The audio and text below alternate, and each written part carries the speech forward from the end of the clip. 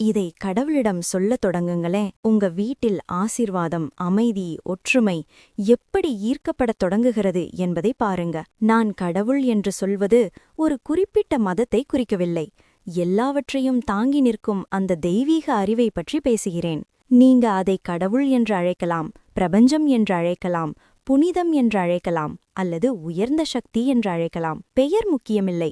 முக்கியமானது என்னவென்றால், உங்களுக்கு பெரியதாக ஏதோ ஒன்று இருக்கிறது என்பதை நீங்க உணர வேண்டும். அது உங்க உண்மையான குரலுக்கும் உங்களின் விழிப்புணர்வுக்கும் பதிலளிக்கிறது.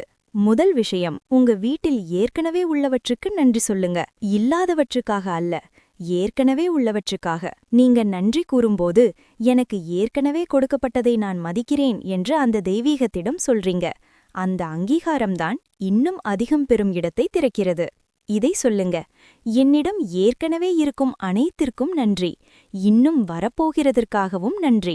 இரண்டாவது விஷயம், இந்த சுவர்களுக்குள் நடந்தவற்றுக்கு மன்னிப்பு. வாதங்கள், கோபத்தில் பேசப்பட்ட வார்த்தைகள், நீண்ட நேரம் நீண்ட மௌனங்கள், இவை எல்லாம் அந்த இடத்தில் பதிந்திருக்கின்றன. விடப்படாதது எதுவாக இருந்தாலும் அது அந்த இடத்தின் ஆற்றலை கனமாக்கும். அதை எந்த உடல் சுத்தமும் அகற்ற முடியாது. இதை சொல்லுங்க, இங்கே நடந்ததை நான் மன்னிக்கிறேன், என்னால் ஏற்பட்டவற்றுக்கு மன்னிப்பு கேட்கிறேன், இந்த இடம் புதிதாக மாற்றப்படட்டும். மூன்றாவது விஷயம், நல்லதை உள்ளே வர அனுமதி அளியுங்கள். பலர் ஆசீர்வாதங்களை கேட்கிறார்கள், ஆனால் உள்ளுக்குள் நான் அதற்கு உரியவன் இல்லை என்று நம்புகிறார்கள். நீங்க அனுமதிக்காததை அந்த தெய்வீகம் திணிக்காது. இதை சொல்லுங்க, நல்லது உள்ளே வர நான் அனுமதிக்கிறேன், அமைதி இங்கே நிலைக்க நான் அனுமதிக்கிறேன், ஆசீர்வாதங்கள் இங்கே இடம்பெற நான் அனுமதிக்கிறேன்.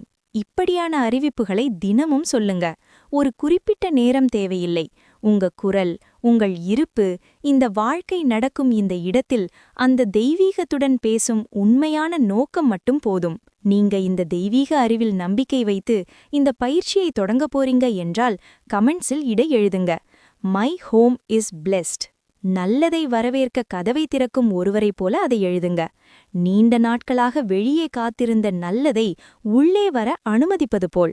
அதிக ஆசீர்வாதம் பெற்ற வீடு பெரியது அல்லது அழகானது அல்ல.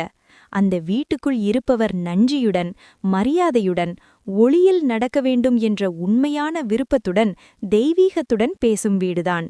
நன்றி.